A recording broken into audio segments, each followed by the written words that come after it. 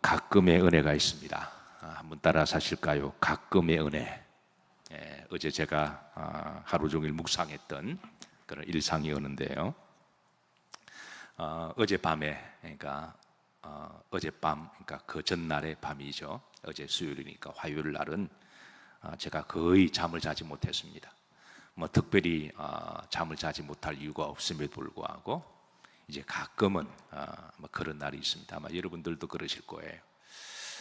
제게 있어서는 잠은 매우 중요합니다. 여러분도 그러하시겠지만 그냥 그 다음 날 또 새벽 예배를 인도해야 하기에 그런 부담 때문에, 그래서 다음에 새벽 3시 반에 일어나야 한다는 이런 이제 부담감 때문에 가급적이면 별일 없으면 이제 저녁 한 9시나 10시에 자려고 애를 쓰는데요. 한 10시에 눈을 붙였는데도 잠이 오지 않습니다. 자야 되는데 그래서 뒤척뒤척거리다가 거의 새벽 1시에도 자지 못하고 시간은 흘러가고 2시는 자야 1시간 반은 자는데 2시에도 자지 못하고 거의 꼬박 새였습니다. 그래서 이제 새벽 3시 반에 일어나서 주섬주섬 옷을 입고 또 새벽 예배 준비하고 강단에 올라왔는데, 어제는 새벽 예배 다 참석하셔서 아시겠지만 비몽사몽이었습니다.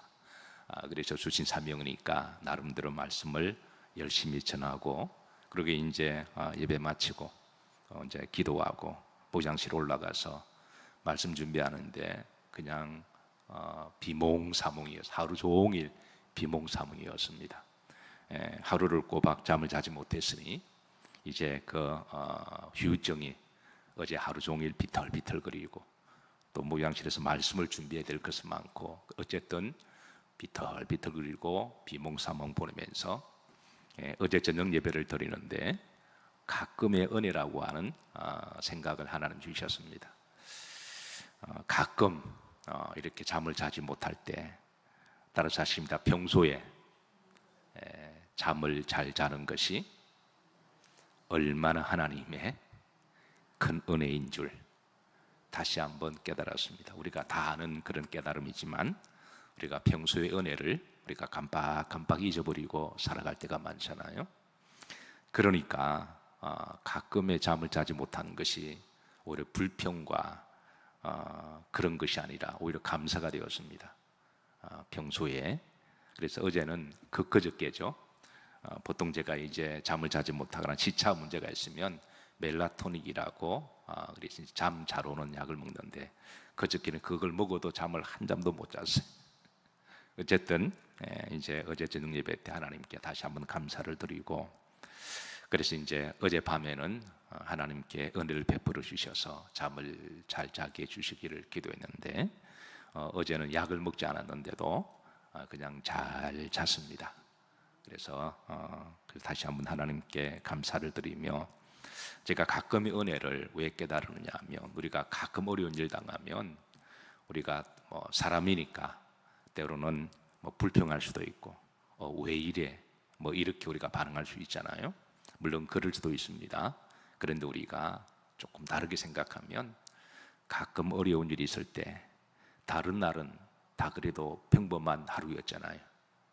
그래서 가끔 어려운 일이 있으면 다른 날은 평범한 날이어서 하나님 감사합니다, 이렇게 우리가 하나님께 해석하고 기도한다면 하나님이 더 기뻐하지 않으실까 생각합니다.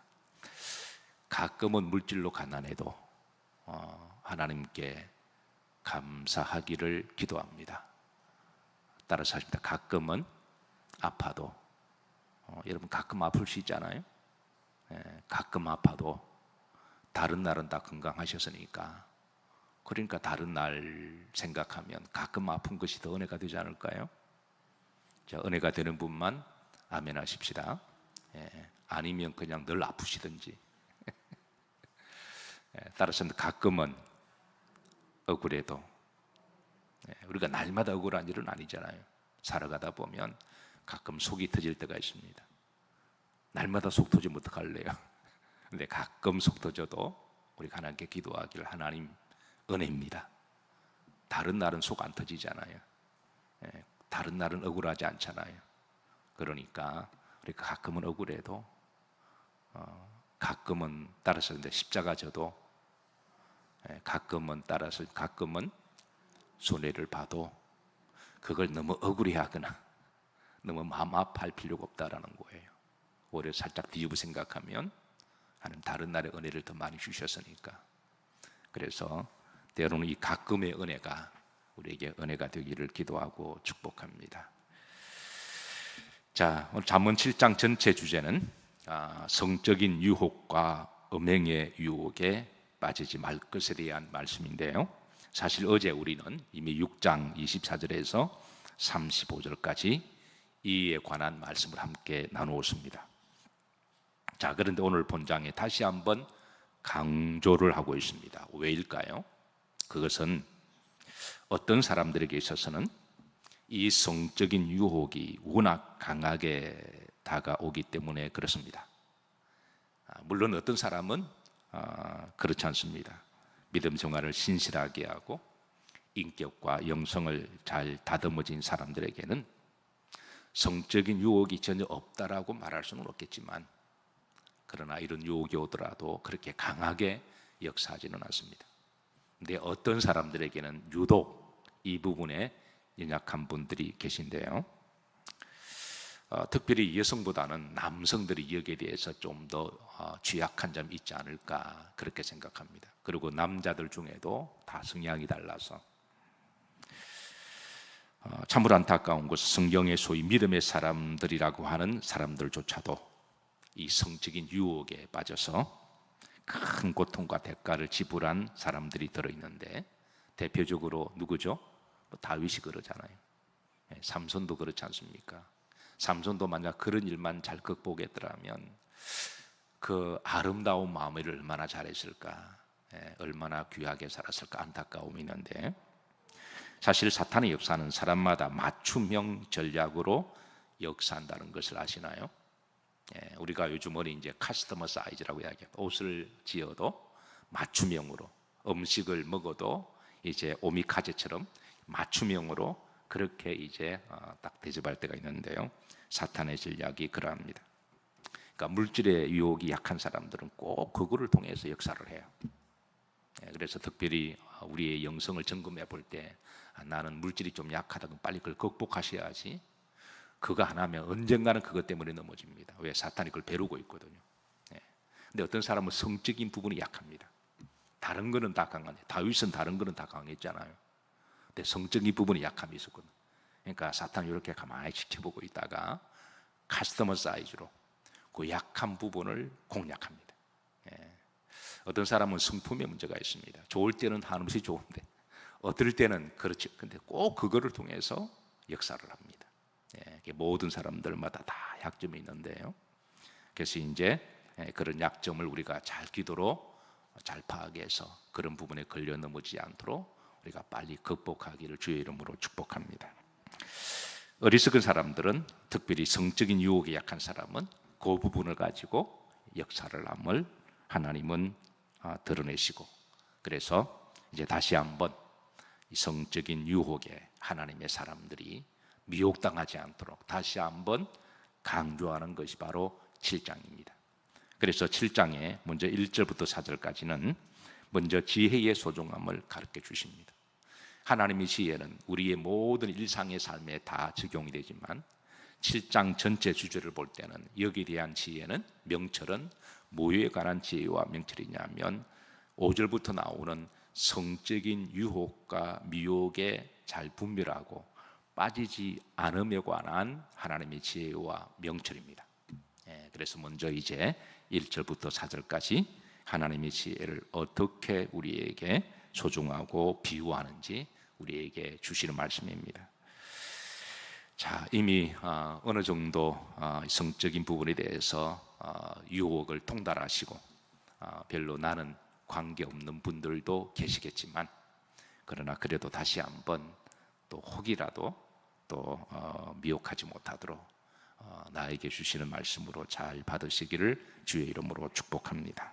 자, 1절입니다. 다 같이 합독합니다. 아들아, 내 말을 지키며 내 명을 간직하라. 그래서 이게 아들아라고 그랬습니다. 그러니까 하나님의 자녀들아라고 하는 말씀이죠. 단순하게 남자들만 말하는 게 아닙니다. 그냥 아우러서 하나님의 자녀들아 이렇게 사랑스럽게 부모가 자녀를 부르는 사랑의 은혜로운 호칭입니다. 그러니까 이 아들아 딸들아 할 때는 이걸 뭐 야단치거나 명령하는 게 아니라 사랑을 담은 권유의 말씀인 것을 받으시길 바랍니다. 자, 그렇게 이렇게 우리를 사랑스럽게 호칭하시며, 자, 누구 말을 지키며 내 말, 나는 바로 하나님이죠. 하나님 말을 지키며 내 무엇을 명을 간직하라. 명은 명령형입니다. 그러니까 말씀을 순종하는 행위를 동반하죠. 그러니까 하나님의 말씀을 그냥 무조건 율법적으로 해석하거나 부담스럽게 생각하지 말고 그냥 사랑스러운 나를 지키고 보호하기 위한 권면의 말씀으로 받아들이라라고 하는 것은 말씀입니다. 자, 즉 하나님의 말씀을 어떻게 이제 받아들이고 지키는 지혜로운 성도의 자세를 이제 2절부터 이야기합니다. 자, 2절 다 같이 합독하십니다. 내 계명을 지켜 살며 내 법을 내 눈동자처럼 지키라. 그러니까 하나님의 말씀을 지키되 내 눈동자처럼 눈동자로 비유합니다. 자, 우리 몸의 가장 중요한 부분 중 하나가 눈이죠. 이제 눈이 없으면 아무것도 할 수가 없습니다. 그리고 눈 중에 제일 중요한 부분이 어느 부분일까요? 당연 눈동자죠. 여러분 눈썹이 없어도 사는데 지장이 없습니다. 눈썹까지 것 없어도 그냥 그게 목숨 걸 필요가 없는 거죠. 물론 미적 감각을 위해서라면 필요하기는 하지만 그 오래전입니다. 오래전에 우리 딸아이가 눈썹을 좀 하려고 뭐 젊었으니까 결혼하기 전이고 관심이 있어서 기웃기웃하다가 아빠 나 좀 데려다 줘. 그래서 또 시집 가면 그럴 일도 별로 없을 테니까 바쁜데도 지가 지발로 가도 되는데 하도 부탁하니까 딸이니까 목딘 척하고 이렇게 데려다 줬습니다. 서울의 변방입니다. 야매로 하는데 눈썹 하는 대로. 그래서 이제 가서 이제 데려다 주고 기다리다 보니까 그 하는 사람이 나도 해래요. 눈썹이 없다고. 그러니까 딸도 하라고 권면해서 하면 좀 나아지려나 생각하고 또 그분이 하는 말이 하면 훨씬 더 멋있어질 거라고. 그래서 잠깐 속아서 한 적이 있습니다. 하고 나서 제가 얼마나 후회인지 모릅니다. 완전 일자 눈썹을 해놔가지고요.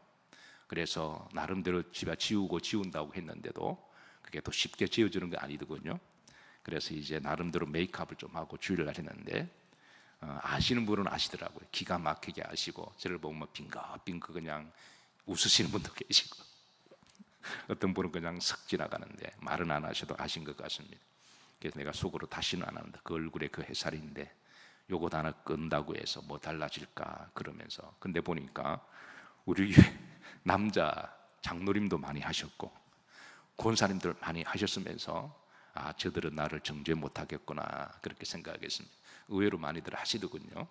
그 이후부터는 제가 1절 이제 눈썹에 대해서 제가 초월하고 살아가는데 눈썹이 없어도 우리가 보는 데 지장이 없습니다.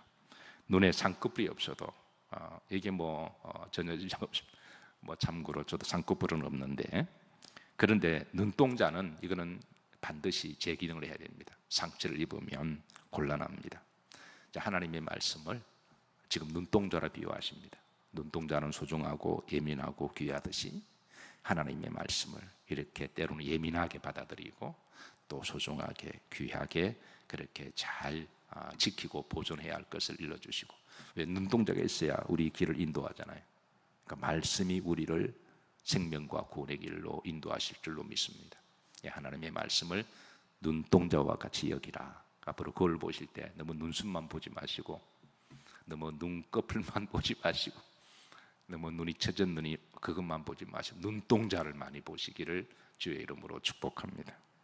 자, 두 번째 누이로 친족으로 비유합니다. 4절입니다. 합독합니다. 지혜에게 너는 내 누이라 하며 명철에게 너는 내 친족이라 하라.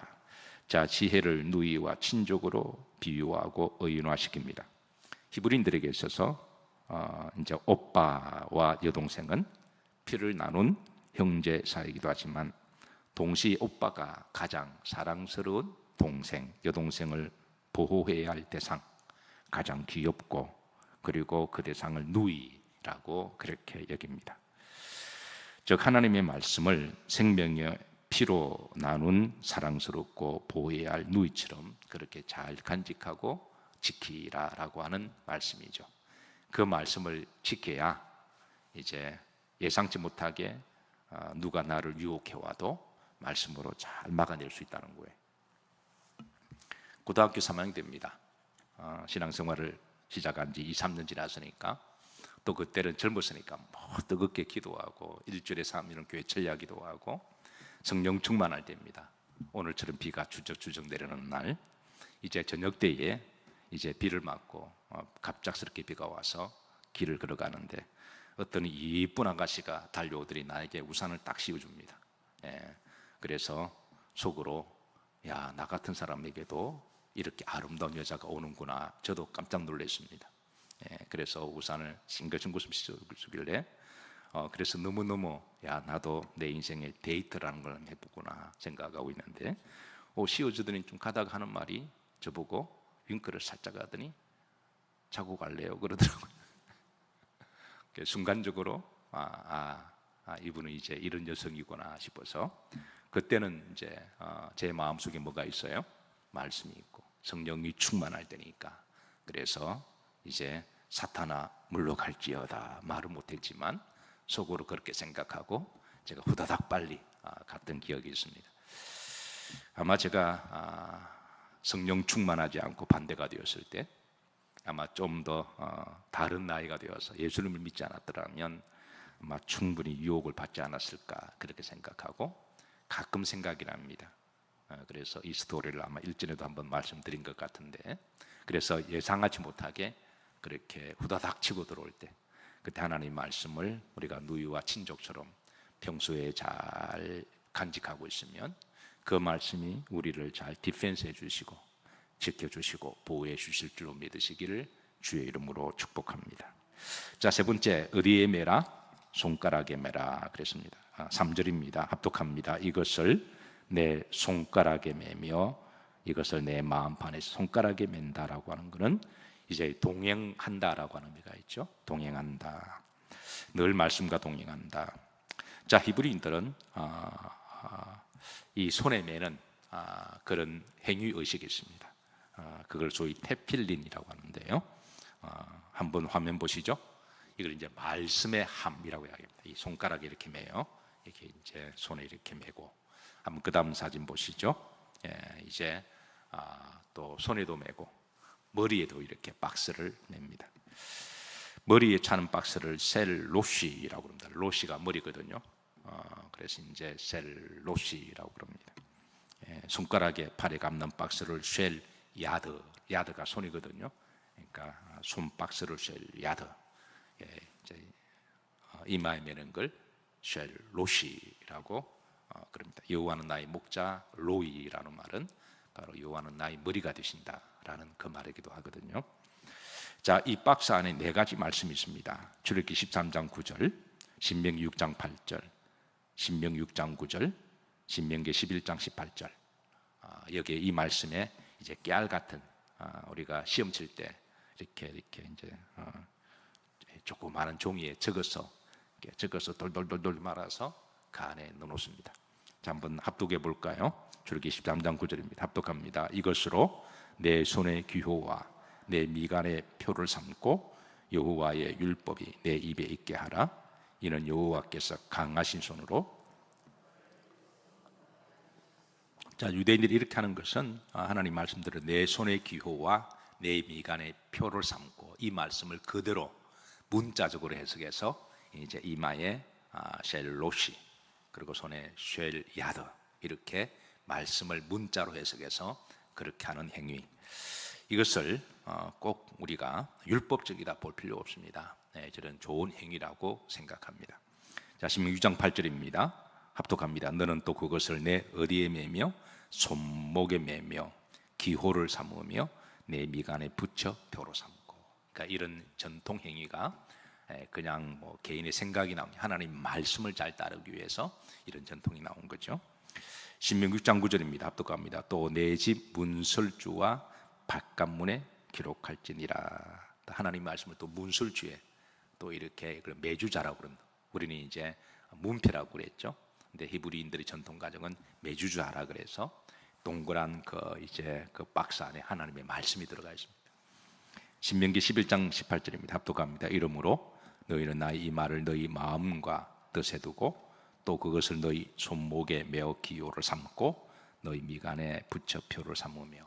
그러니까 여기에서 이제는 하나님이 이렇게 드러나는 행위, 손목에 쉘 야드, 이마에 쉘 로시를 하는 것은 사실 마음에 새기기 위한 것이 궁극적인 목적입니다. 만약에 손이나 이마에 막 차고 다니면서 나 하나님 말씀을 가지고 다녀, 이걸 자랑하기 위한 거라면 그거는 자기 율법이 되겠죠. 자기 신앙이 의가 되겠죠. 그러나 이거를 자랑이 아니라 이걸 단계별로 이렇게 함으로 마음에 새긴다고 한다면 그거는 잘하는 겁니다. 그러니까 하나님 궁극적인 목적은 마음에 새기게 하는 것이 목적이니까. 그래서 신명기 11장 18절에도 결국은 마음에 새기기 위한 것이다. 그래서 오늘 잠언서에서도 7장 3절에 이제 내 손가락에 매며 이것의 목적이 내 의리에 새기라, 마음판에 새기는 게 목적이죠. 그래서 만약에 어떤 분들이 이제 나는 굳이 이 손막에 차지도 아니하고 머리 하지도 않으면서도 내 마음에 새기고 말씀을 늘 묵상하고 그 말씀을 암송하고 그 말씀이 우리가 알아야 기도가 되잖아요. 말씀을 기억해야 우리가 기도가 되지. 그래서 말씀을 모르면 사실 기도도 안 됩니다. 저는 가끔 그런 말을 듣습니다. 신앙생활을 몇십 년 하신 분이 나는 하나님 말씀을 한 구절도 생각을 못하고 기억을 못한다. 그건 그 잘못된 거예요. 신앙생활 몇십 년 했는데도 그래도 기본적으로 한 10말씀 정도는 딱 나와야 되는 거 아닌가요? 제가 이렇게 말하는 게 이상한 거예요. 기본적으로 신앙생활을 몇십 년 했으면 그래도 한 10구절 정도는 그냥 자동으로 이렇게 말씀이 내가 좋아하고 사랑하는 그 말씀이 이렇게 자연스럽게 나와야 될 줄로 믿습니다. 그래서 어려운 문제를 만났을 때 그 말씀이 톡 나와야 말씀이 나를 지켜주잖아요.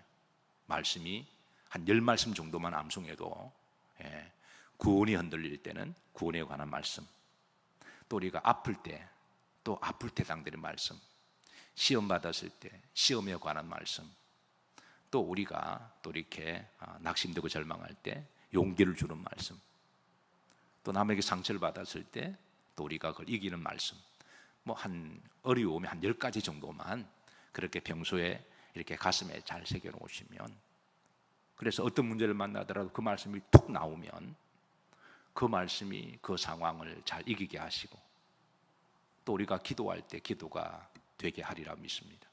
근데 그 말씀이 없으면 뭘로 이길래요? 그러니까 우리가 뭘로 분별할까요? 그냥 내 감정으로, 내 생각으로 그렇게 하다가 대부분 다 문제가 생깁니다. 그래서 어려운 거 아니잖아요. 신앙생활을 몇십 년을 했는데도, 우리가 직분이 집사님이고 권사님이고 장로님이라고 하는데도 말씀을 10가지 정도만 외우지 못하면 이거는 기본적으로 한번 자신을 점검하셔야 됩니다. 기본적으로 10가지 말씀 어려운 거 아니잖아요. 얼마든지 마음 먹으면 이제 할 수가 있는 거니까 내가 평소에 좋아하는 말씀 한 10가지 정도 가슴에 새겨 놓으시면 그럴 때마다 우리가 이제 버버리가 되지 아니냐고. 또 전도에 관한 말씀, 누구를 전도해야 될 때 어떤 사람은 전도하려고 그러면 버버버버버 하다가 전도도 못하고, 이단을 만나면 말 한마디 변명도 못하고 이단들한테 냅다 당하기만 하고 그건 아니야, 그건 아니야, 뭘 아니라는 걸 말을 해야 되잖아요. 그래서 이단들이 더 기고만장해가지고 아주 우습게 보는 거예요. 그래서 기본적으로 한 10가지, 100가지면 더 좋고 1000말씀이면 더 좋고. 그래서 어쨌든 여러분 하나님 말씀을 오늘 잘 가슴에 뭐하고 새기라. 그러면 그 말씀이 너에게 너를 지키고 보호할 거다. 아멘인가요? 결국 말씀이 나를 지키는 거예요. 그러면 말씀을 잘 새겨놓으면 그때 성령께서 툭툭 생각나게 하시고 말씀 붙들고 기도하면 또 이 또한 지나가리라.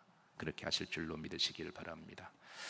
오늘 찬양 참 좋은 찬양을 선별하셨습니다. 달고 오묘한 말씀. 음식이 달아서 단 것도 있겠지만 어떤 음식은 몸에 좋은 음식은 써도 그게 달게 내가 느끼고 달게 먹으면 그 말씀이 단 말씀이 되는 거예요. 하나님 말씀이 어떤 경우는 나를 막 황홀하게 하지만 어떤 오늘 말씀처럼 하나님 명령을 지키라, 때로는 나에게 부담이 되고 아파도 그게 이것은 나에게 약이다 생각하시고, 이거를 지켜야 내가 산다 생각, 이걸 먹어야 산다 생각하시고, 그렇게 해서 달게 여기면 그 말씀이 또 단 말씀이 되는 거예요. 꼭 설교를 잘해야만 말씀이 달고, 설교를 죽을 쓰면 말씀이 쓰고, 그거 아니잖아요. 이미 그 경계는 넘어선 성도인 줄로 믿습니다. 그래서 어떤 말씀을 들어도 항상 여러분들에게는 말씀이 달기를 주의 이름으로 축복합니다.